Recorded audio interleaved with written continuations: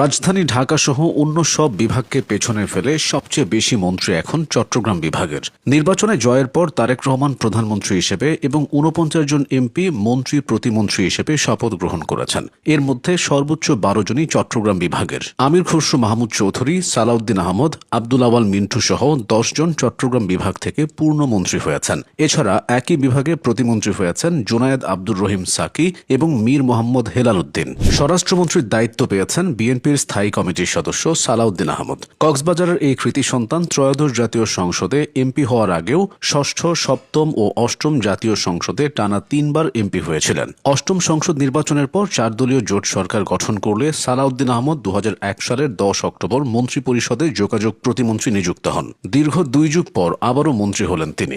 চট্টগ্রাম বিভাগ থেকে মন্ত্রী হওয়া আরেকজন হলেন আমির খসরু মাহমুদ চৌধুরী। ত্রয়োদশ জাতীয় সংসদ নির্বাচনে চট্টগ্রাম ১১ আসনে নবনির্বাচিত সংসদ সদস্য আমির খসরু মাহমুদ চৌধুরী অর্থ ও পরিকল্পনা মন্ত্রণালয়ের মন্ত্রী হিসেবে দায়িত্ব পেয়েছেন। তিনি অতীতেও মন্ত্রণালয়ের দায়িত্বে ছিলেন। ২০০১ সালের নির্বাচনে বিএনপি সরকার গঠন করলে একই বছরের ১০ অক্টোবর আমির খসরু বাণিজ্য মন্ত্রণালয়ের মন্ত্রী হন এবং ২০০৪ সালের মার্চ পর্যন্ত সে দায়িত্ব পালন করেন। চট্টগ্রাম বিভাগ থেকে মন্ত্রী হয়েছেন ফেনীর আব্দুল আওয়াল মিন্টু। আব্দুল আওয়াল মিন্টু ত্রয়োদশ জাতীয় সংসদ নির্বাচনে ফেনী ৩ আসন থেকে নির্বাচিত হয়েছিলেন। এরপর তিনি পরিবেশ, বন ও জলবায়ু পরিবর্তন মন্ত্রণালয়ের পূর্ণমন্ত্রীর দায়িত্ব পেয়েছেন। বর্তমানে তিনি বিএনপির ভাইস চেয়ারম্যান পদে আছেন। মন্ত্রী হয়েছেন চট্টগ্রাম বিভাগের আরেক কৃতি সন্তান এহসানুল হক মিলন। চাঁদপুর ১ কচুয়া আসনে নির্বাচন করে সংসদ সদস্য হওয়ার পর তাকে শিক্ষামন্ত্রী বানানো হয়েছে। এর আগেও মিলন শিক্ষা মন্ত্রণালয়ের দায়িত্বে ছিলেন। তিনি ২০০১ থেকে ৬ পর্যন্ত শিক্ষা প্রতিমন্ত্রী হিসেবে দায়িত্ব পালন করেছিলেন। সে সময় নকল ও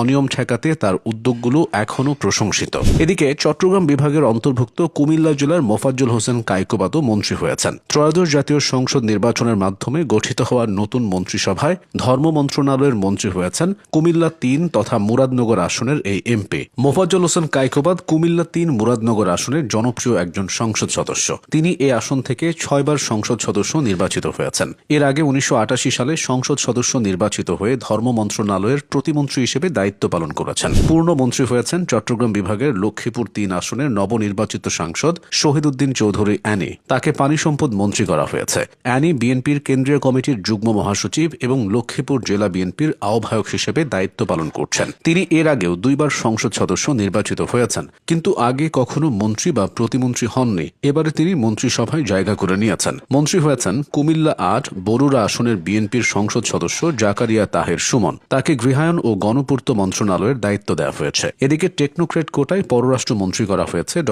খলিলুর রহমানকে। তিনিও চট্টগ্রাম বিভাগের। ড